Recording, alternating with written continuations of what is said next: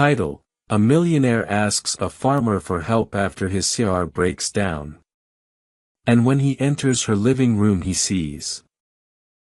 It was an unusually warm summer afternoon when Alan Whitmore, a self-made millionaire, found himself stranded on a remote country road. His car, a sleek, luxurious vehicle that suited his fast-paced city life, had given up in the middle of nowhere. He cursed under his breath as he looked around. Nothing but rolling hills, golden fields, and the odd farmhouse dotted the horizon. His phone had no signal, and the sun was slowly dipping, casting long shadows across the landscape. Alan wasn't used to this. He was the kind of man who lived in penthouses, attended high-powered meetings, and traveled in private jets. He thrived in the controlled chaos of the city, where everything could be fixed with a call to his assistant or a swipe of his platinum card. But out here, none of that mattered. After checking under the hood and realizing his expertise didn't extend beyond writing checks for repairs, Alan spotted a small farmhouse a few hundred meters down the road. There was no other option. He decided to walk, hoping the farmer would have a phone he could use. As he approached the house, it struck him how humble it was. A small, whitewashed building with peeling paint, a picket fence, and a well-worn garden that spoke of hard work and a love for the land.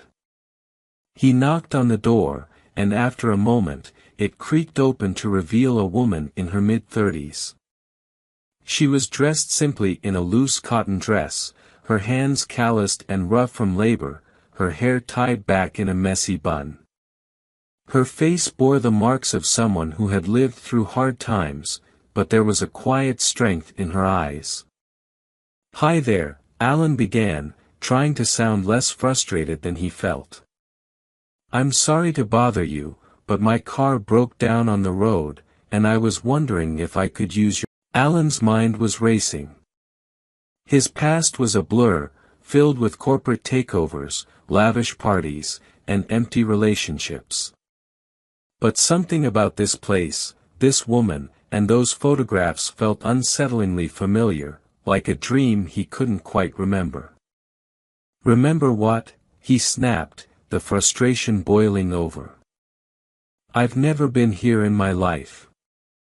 The woman sighed and sat down on the worn armchair by the fire, gesturing for him to sit across from her. Reluctantly, Alan obeyed, his curiosity now outweighing his anger.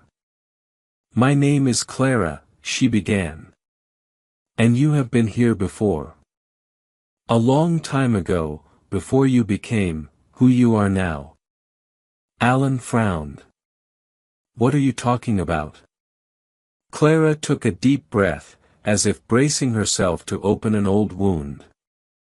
15 years ago, you came through this town. Back then, you weren't a millionaire. You weren't anyone special. Just a young man, lost and searching for something, though I don't think even you knew what it was. You were different then, kinder, more hopeful. You stayed here for a while, helped out around the farm. She paused, her eyes flickering with a sadness that tugged at something deep inside Alan. "We got close. But then you left. You disappeared without a word, and I never saw you again."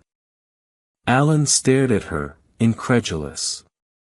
This couldn't be true. He would remember something like that, wouldn't he? His mind was a vault, carefully organized and compartmentalized. He prided himself on being in control, always knowing where he had been and what he had done. But this woman, this place, none of it rang a bell.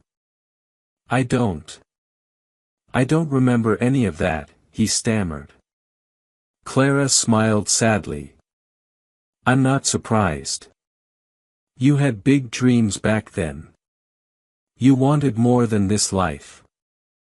And when the opportunity came, you took it. You left this place behind. You left me behind. Alan felt a pang of guilt, though he still wasn't sure he believed her. Why didn't you try to find me? I did, Clara said quietly. I looked for you for months.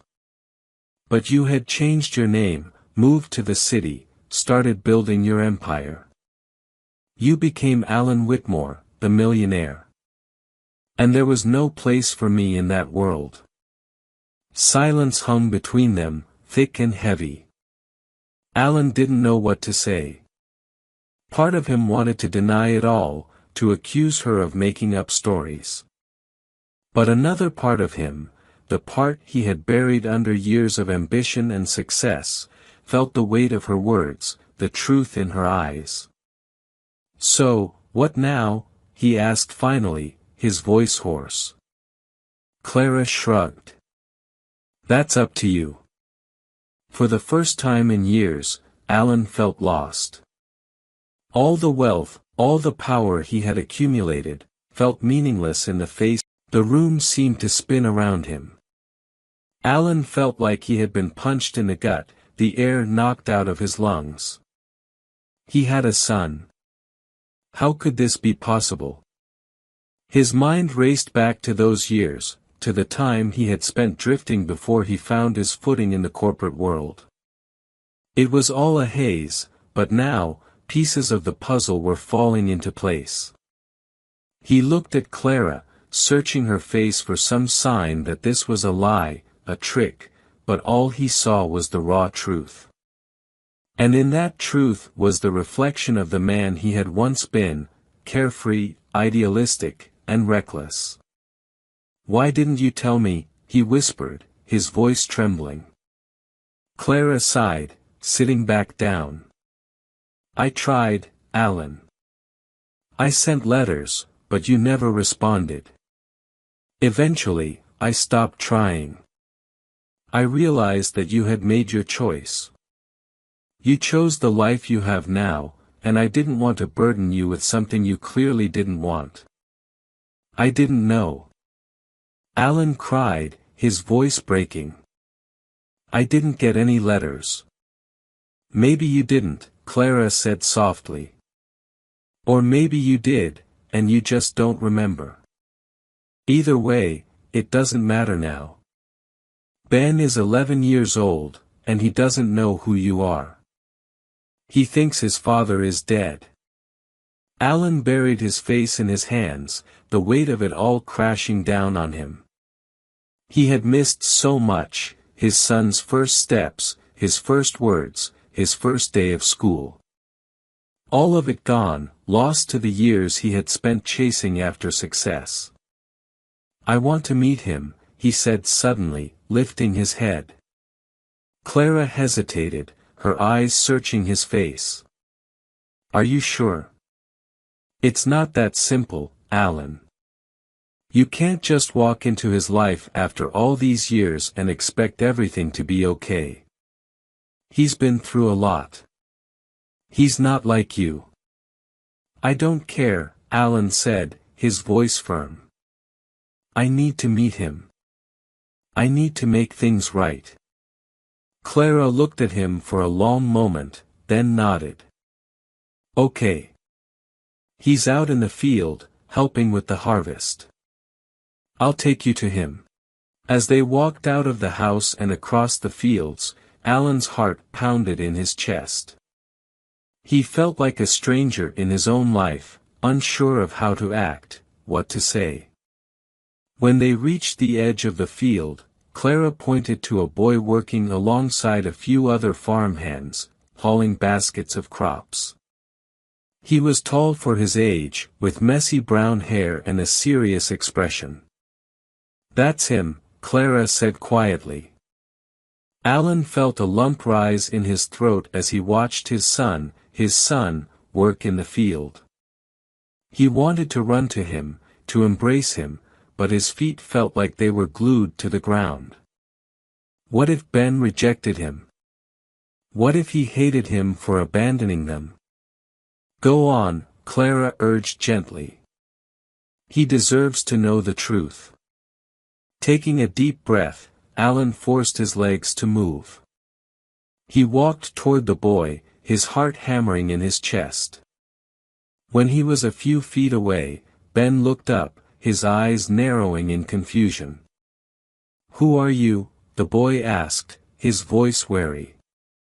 Alan swallowed hard, trying to find the words. I'm your father." Ben stared at him for a long moment, his expression unreadable. Then, without a word, he turned and walked away. Alan felt his heart shatter into 1,000 pieces. Days passed, and Alan stayed on the farm, trying to make amends, but Ben refused to speak to him. The boy's anger and hurt were palpable, and Alan couldn't blame him. He had failed as a father, and now he was paying the price. But Alan wasn't the type to give up easily. He stayed, helping out on the farm, trying to show Ben that he was here to stay this time. Slowly, bit by bit, the ice began to thaw. Ben would talk to him in short bursts, mostly about the farm, but it was progress. Alan didn't push, knowing that trust had to be earned. One evening, as they sat around the dinner table, Clara broke the silence. "Ben, your father has something he wants to say." Alan looked at her, then at Ben, his heart in his throat. "I'm sorry, Ben," he said, his voice hoarse. "I'm sorry for not being there, for missing so much of your life. I can't change the past, but I want to be part of your future, if you'll let me." Ben stared at him for a long moment, then nodded slowly.